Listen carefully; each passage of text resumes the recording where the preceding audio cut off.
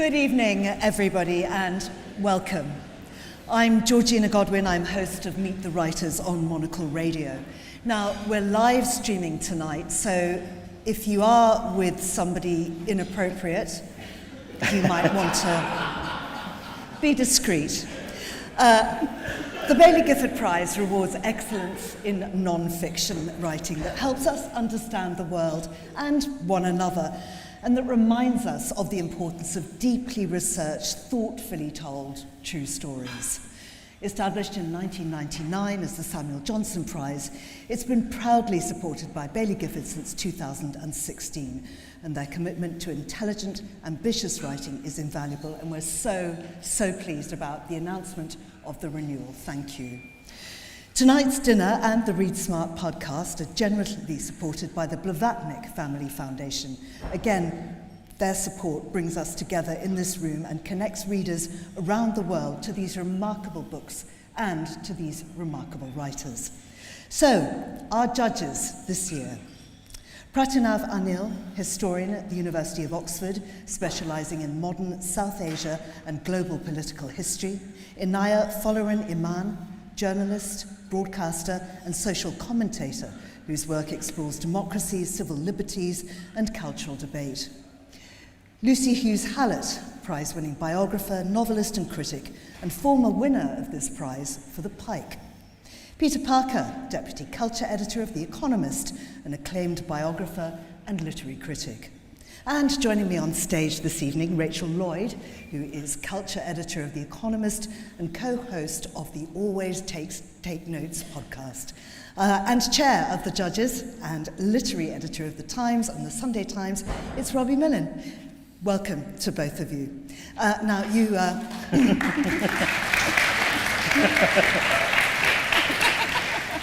Finally, I did go on a bit, didn't I? I'm sorry about that. You had an extensive list to consider this year, and I wonder if you could just talk us through the judging process. I mean, the scale of reading, but also the conversations around that process.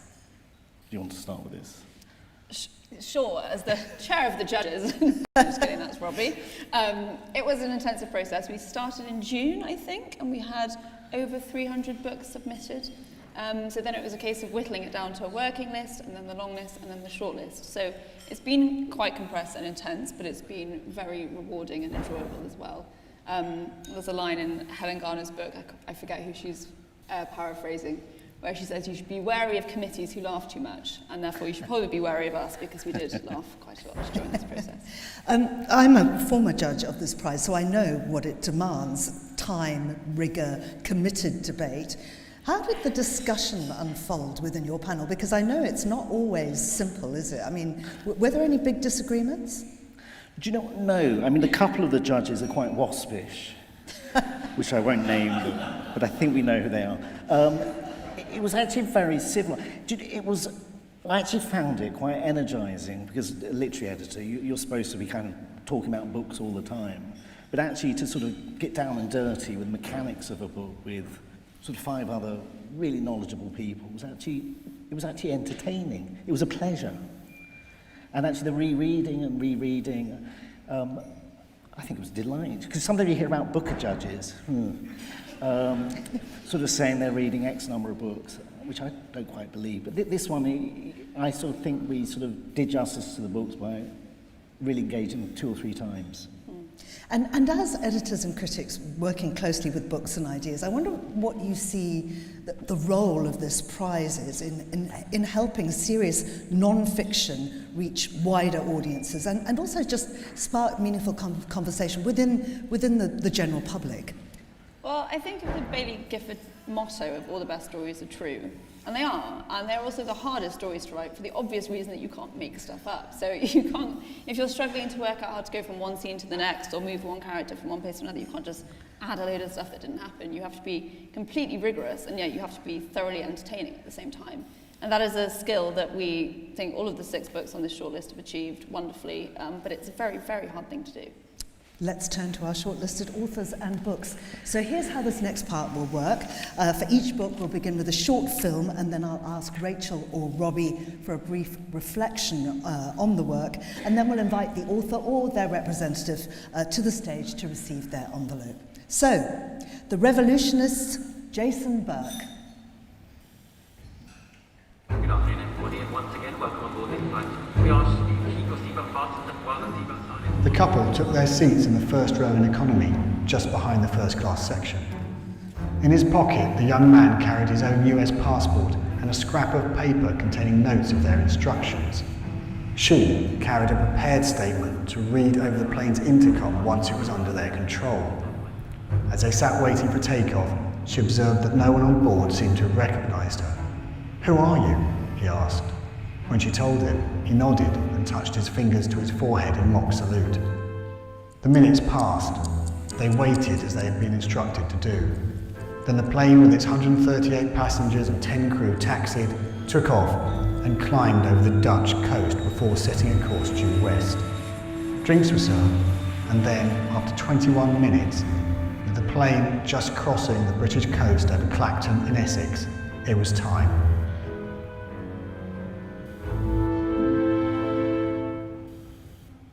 As I wrote the book, which took a long time, there was a lot of other things happening around me in the world that had a big influence on how I was thinking about my characters and my themes and the period. And so the book changed from being quite narrowly about terrorism to being much, much more broad and about radicalism and about revolutionaries, or revolutionists as I call them, those individuals. And that was because radicalism in the world more generally was becoming so much more present as I was writing the book. And what I was writing very quickly began to reflect that. He's written, I think, a really impressive book. Incredible research, really well written. It could be a complicated, dizzying tale, so many different groups and names, but Jason Burke pulls you through. He's just very good with authority, sort of making sense of it. And there's some fascinating characters. Carlos the Jackal, who, you know, it's like the first Playboy international terrorist.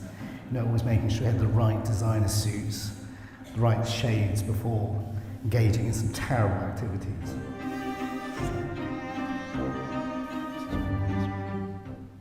I mean, Robbie, that almost seems to read like a thriller. Oh, no, it does. I mean, I now, every time I go through security in an airport, I'll be thinking about this book, because it simply explains, makes a sense of a lot of current news. I'm just really impressed by the marshalling of all this evidence. I think Jason Burke would have had to travel to a lot of different countries, going to different police archives, to make sense of this kind of big sprawling mess and turn it into a really tight narrative. I mean, it's a big book, but it, as I say, pulls you through with that kind of tight prose. Let's invite Jason Burke.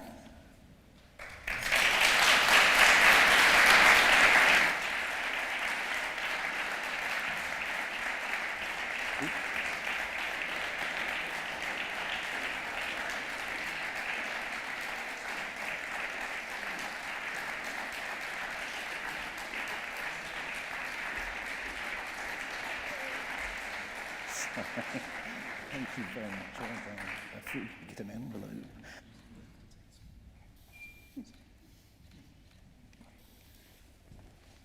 Thank you.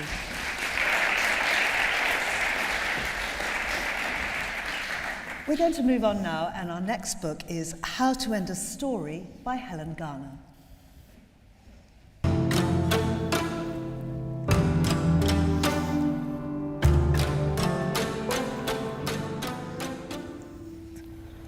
I got to the wharf restaurant early.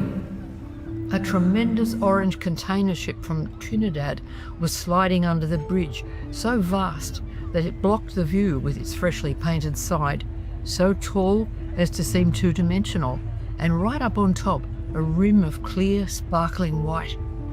One little tug behind it, another right in under its ribs. How do tugs work? They're so small and sturdy and determined, puffing out black smoke in vague little wisps, and the water beside them riffling tightly with bright gold tiny tips as the sun goes down. People at tables stop talking and gaze. The girls selling theatre programs turns from her podium and stands in reverie, her translucent white blouse floating around her torso like a mist. I like hearing what people make of their own lives in retrospect. I'd quite like to publish more diary, but I don't know if I could face it really. It's quite a grueling process, publishing a diary, because you see all the awful things about yourself and you have to take them into account. In How to End a Story, Helen Garner collects 20 years' worth of diary entries. They're shimmering fragments, but together they make a scintillating whole. She reflects on being a mother, being a wife, and above all, being a writer. And you wouldn't think that diaries would be so readable and fluid, and yet Helen Garner has managed it. This is a fascinating and compelling book.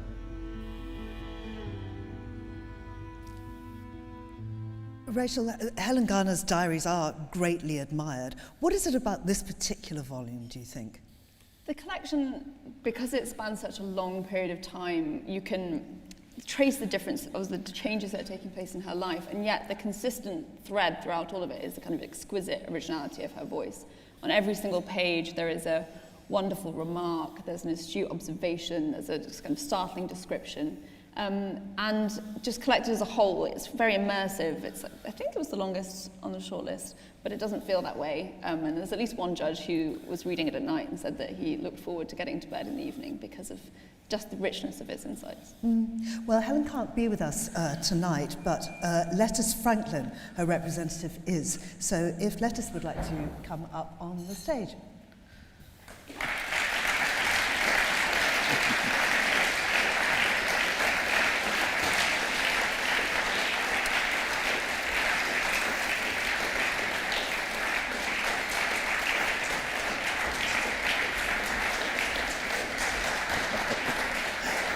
There we go. What fun. Absolutely. See you later.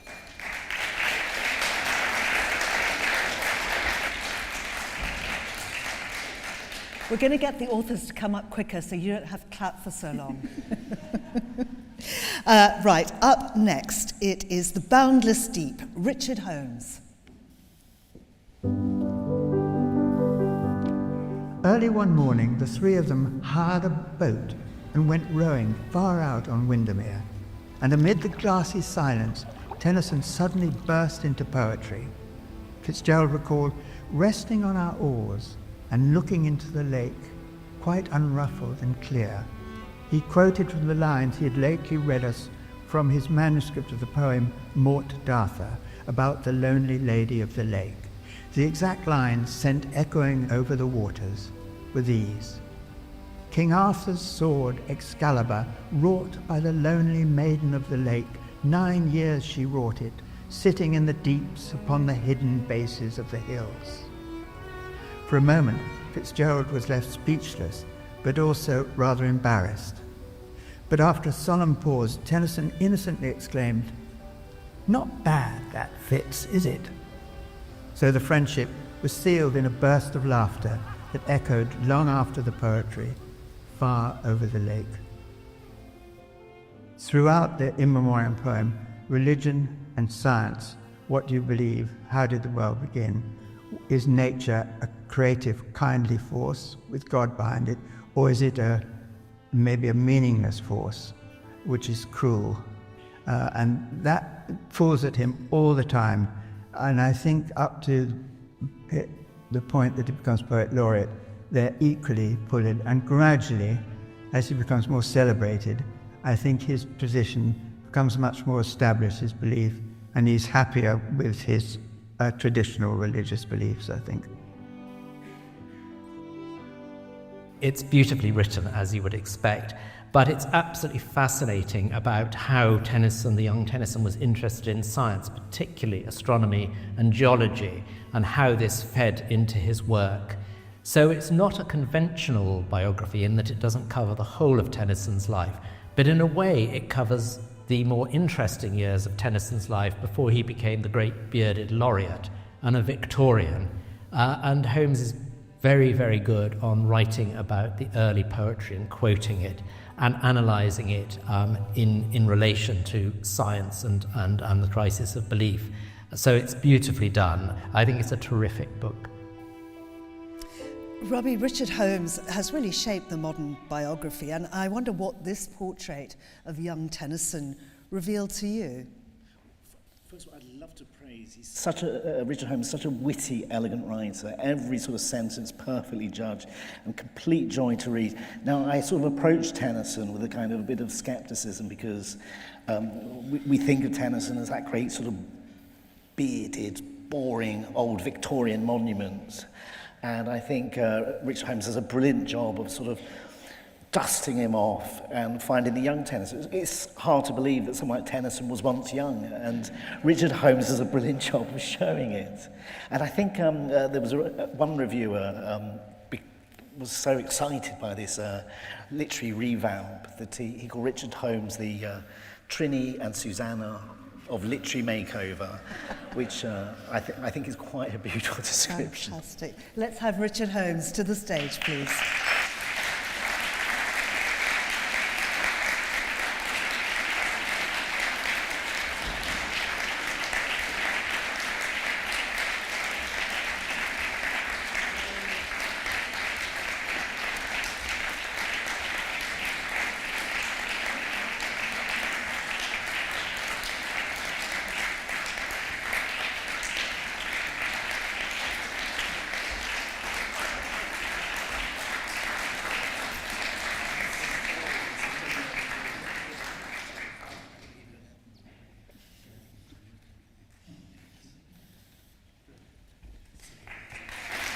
Thank you.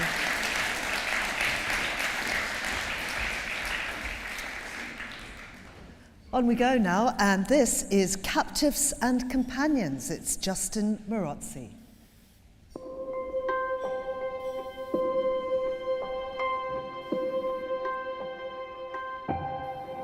We are drawn like moths to the candlelight to women like Inan, Arib, and Mahbuba because we love their stories.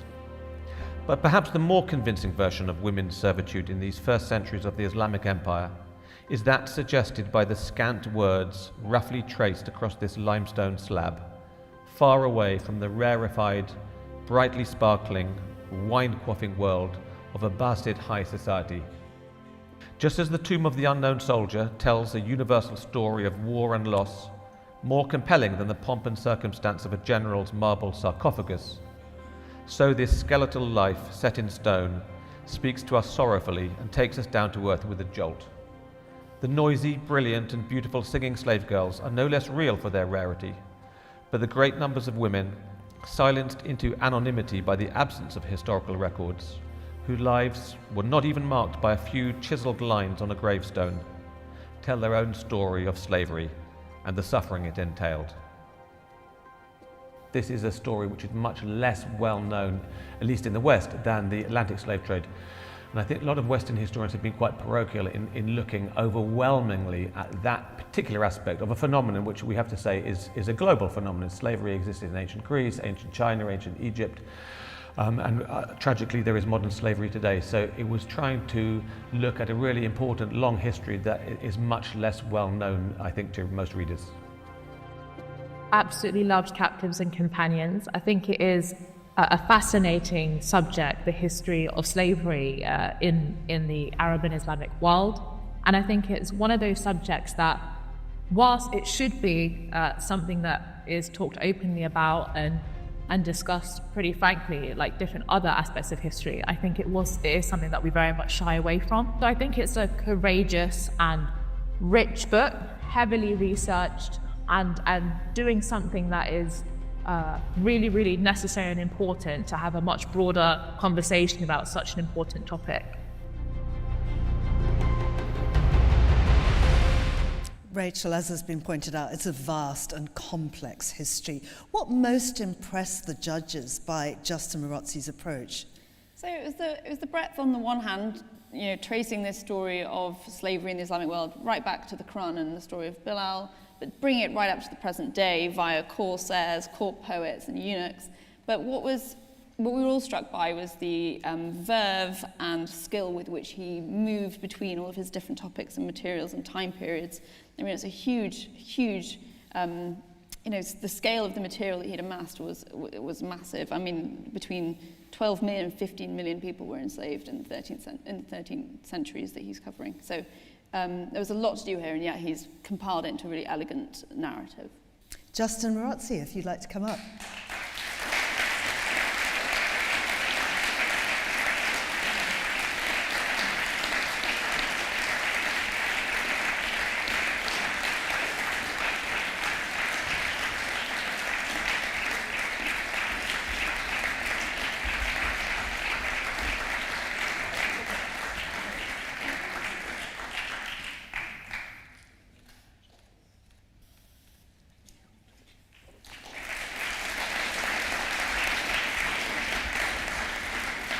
Are you all right there, Robbie? All this getting up and down. Right, up next, we are going to see Lone Wolf, Adam Weymouth.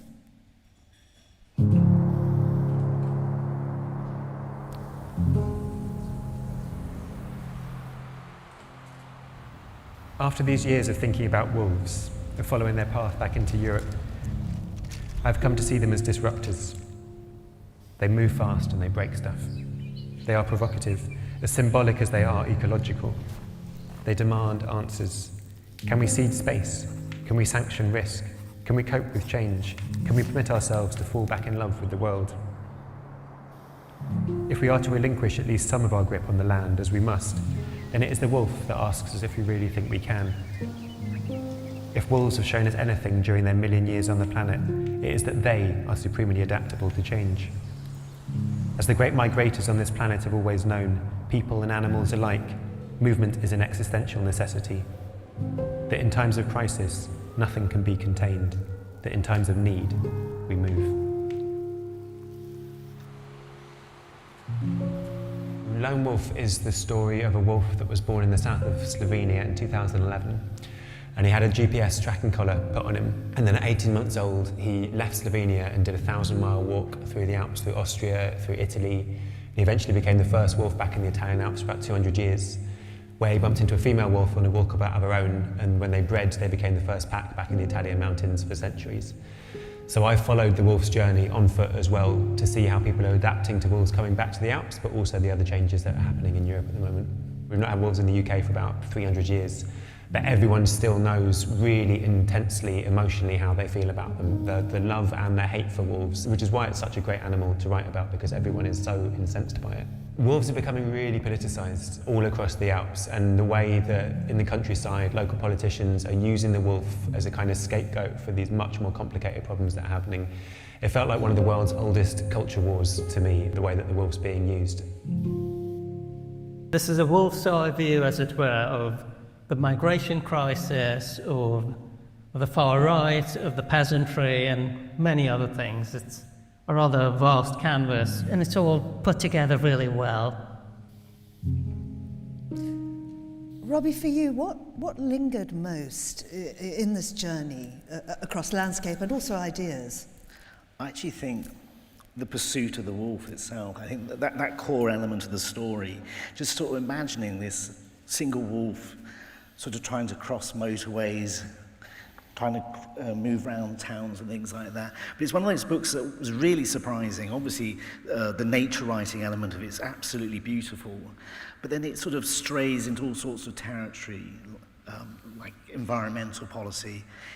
I think Adam Weymouth is such a good writer that he even made EU agricultural subsidies sound interesting.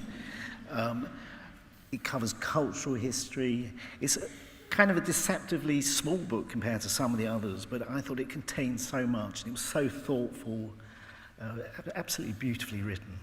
Adam Weymouth.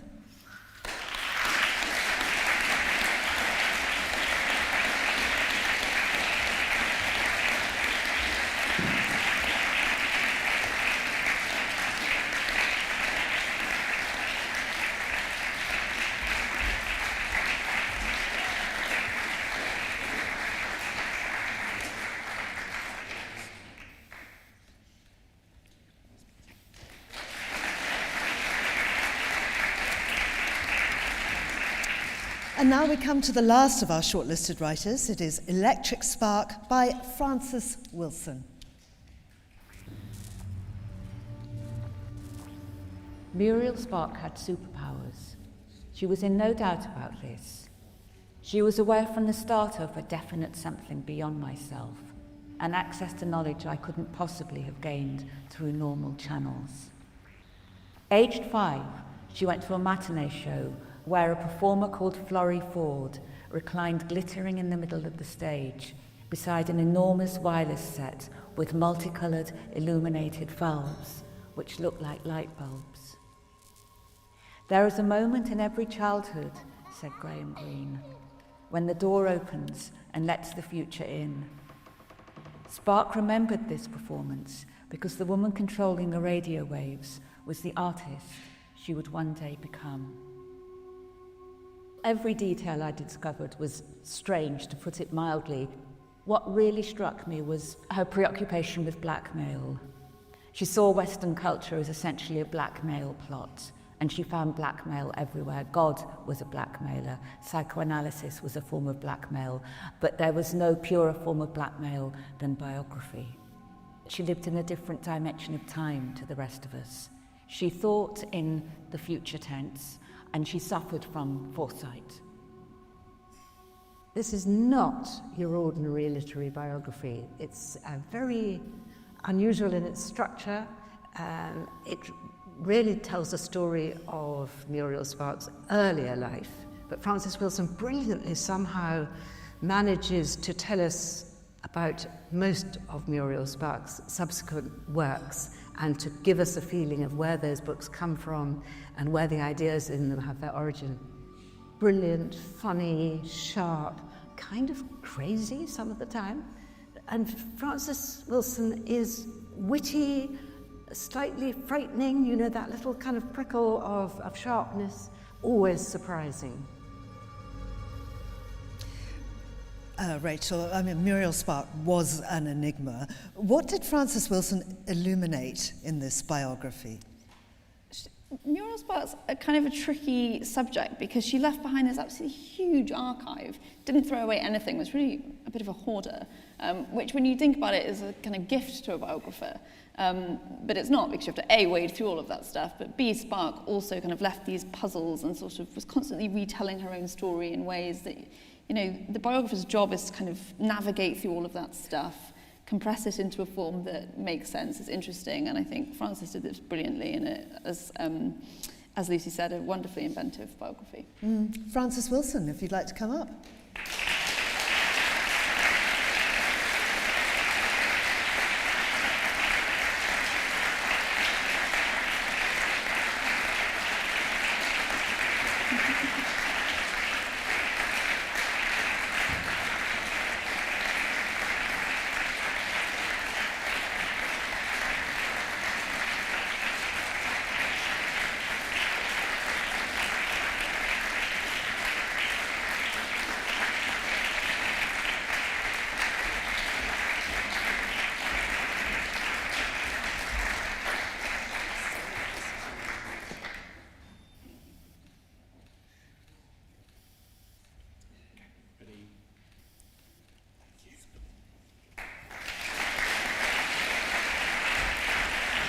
Well, Robbie, don't sit down. Sorry, no, God. Because it's time for final reflections and then the announcement of the winner. Do you know, all that sort of shaking hands and giving envelopes to people sort of makes me feel like a minor royal. I believe there's a vacancy at the moment, so I might move in there. So I'd just like to say a few words of thanks before announcing the winner. Firstly, a general thanks to all the writers whose good books we read this year as part of the judging process. The writers of good books that didn't find space on the long list, the writers of the book that did. There are 51 shopping days until Christmas. The 12 books on the long list would make a pretty fine gift guide. Also for me, a mere newspaper hack, someone who doesn't get much beyond a 900-word sprint. Reading all these books, discussing them with my fellow judges, then rereading them, looking under the bonnet of them, seeing how they worked, seeing the effort, the research, the sweat, the care that has gone into them. All of this has made me appreciate anew the passion, the commitment, the utter egomania, the terrifying monomania that goes into writing excellent books. So, I mean, there's quite a few sort of published authors on tables. I think you should look at them and murmur your approval at them, because they've done, we should salute them.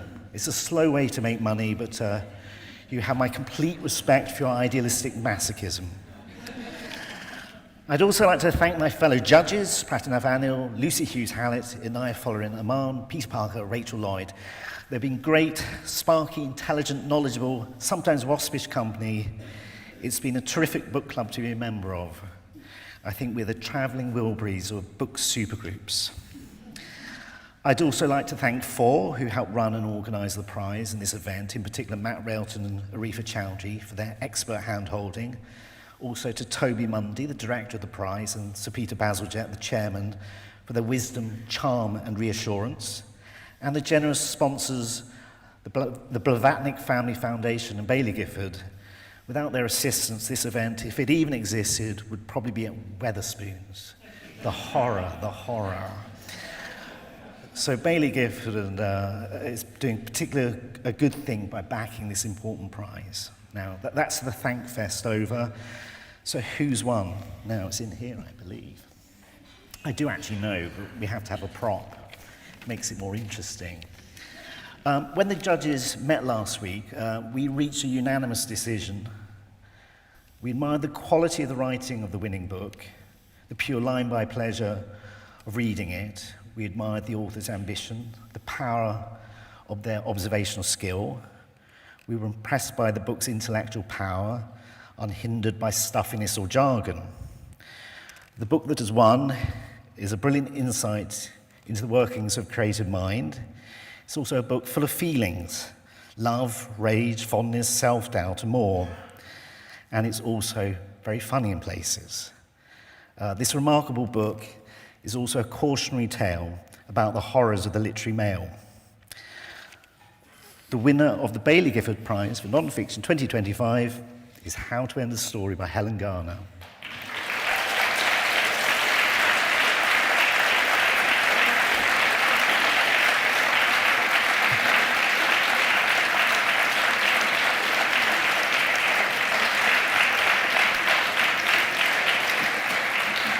Now, I believe Helen Garner is virtually present. She's somewhere in the multiverse at this very moment, but at some stage she should flash up on the screen soon enough. So I think, what do we think? Or do we get Lettice Franklin, her publisher, on stage to accept the golden envelope?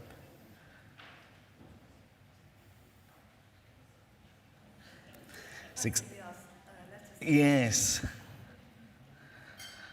Lettice Franklin, why don't you come on the stage?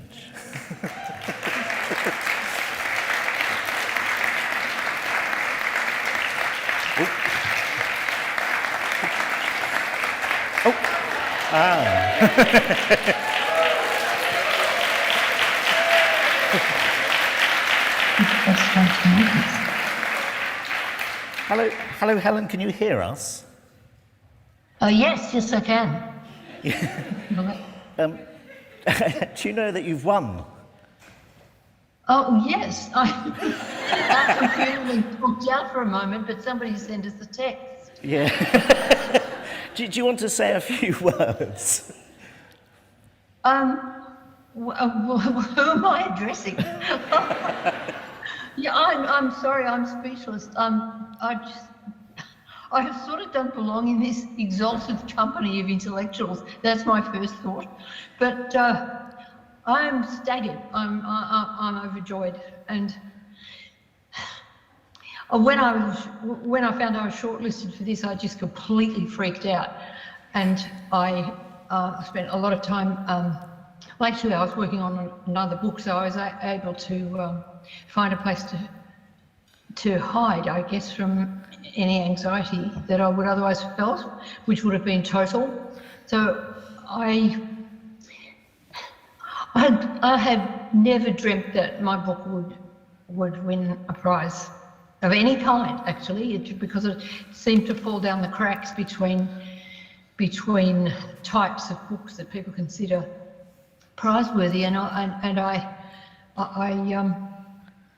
it wasn't that I was even hoping for a prize, because it's a diary. You know, I was, in a sense, I never really expected anyone else would read it, let alone that it would become a book and people would consider it for a prize. So I'm just breathless, and I would like to say the heartiest and warmest thanks and to the judges and to the Blavatnik Family Foundation for funding this magnificent prize, and to the prize people themselves, my warmest thanks, and multiply by 100 if I were less in shock.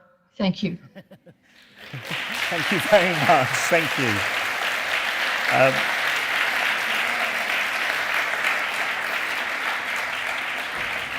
I think we're going to sort of do an elegant handover now, and the money people are coming on stage with a golden envelope. Over to you.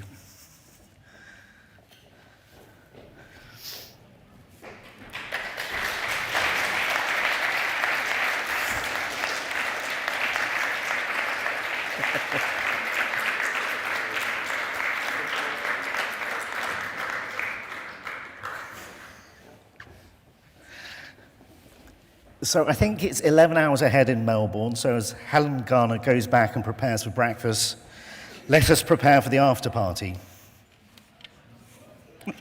Thank you.